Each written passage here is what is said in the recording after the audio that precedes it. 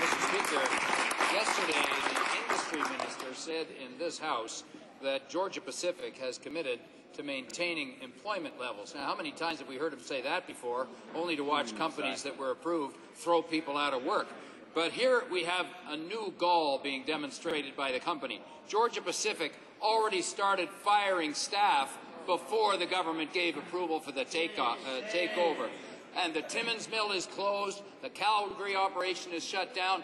Can the Prime Minister tell us how this takeover could possibly be to the net benefit of Canada? Order. The Right Honourable Prime Minister. I spoke to the Minister regarding this. I understand the Timmins mill has been closed for 4 years. It doesn't have anything to do with this transaction. As you know, transactions have to go through a process to ensure they're for the net benefit of Canada. Mr. Speaker, I gather that in this case there is a commitment to retain staffing levels. I'm also told that, in fact, all unionized staff have received offers of employment. The Honourable Member for Toronto Danforth. Mr. Speaker, of course, it would be helpful if the entire agreement could simply be tabled here so we would know exactly what has been committed. But instead what we get is the rubber stamping by this government of foreign takeover, one after the other. And look what happened with Xstrata and Vale Inco, Mr. Speaker. Thousands of jobs lost on that approval, and yet Vale Inco made twice the profit in 2 years that Inco made in the previous 10.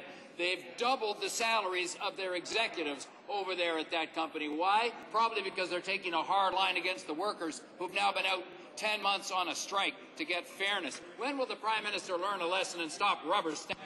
The Right Honourable Prime Minister. Mr. Speaker, there is no rubber stamp. There's a process. Often there are conditions attached to a foreign takeover. In this case, Mr. Speaker, as I've said, to the Leader of the Opposition, my understanding is that they've committed to not only retain staffing levels, but in fact have already sent out offers to unionized staff to that effect, Mr. Speaker. So, Mr. Speaker, the issue isn't the government providing more information to the NDP. The issue is the NDP having the facts right before they pose the questions. Honourable Member for Toronto Danforth. Stamp may not be rubber, but there's a stamp. You can be sure of that, because it's been used thousands of times to sell out our resources and companies without getting guarantees. La réalité, c'est que les travailleurs ont été déjà congédiés par la Georgia Pacific avant même l'approbation du gouvernement. Et on a les employés qui ont été travailleurs là-bas depuis les décennies. Et maintenant, ils n'ont aucune garantie d'avoir les paiements qui sont leur dus. Puisque le gouvernement a échoué à les protéger, quelle garantie ont ces travailleurs qui vont recevoir tous les bénéfices auxquels ils ont? Le très honorable Premier ministre. Monsieur le Président, le chef du NPD m'a posé une question sur une compagnie particulière.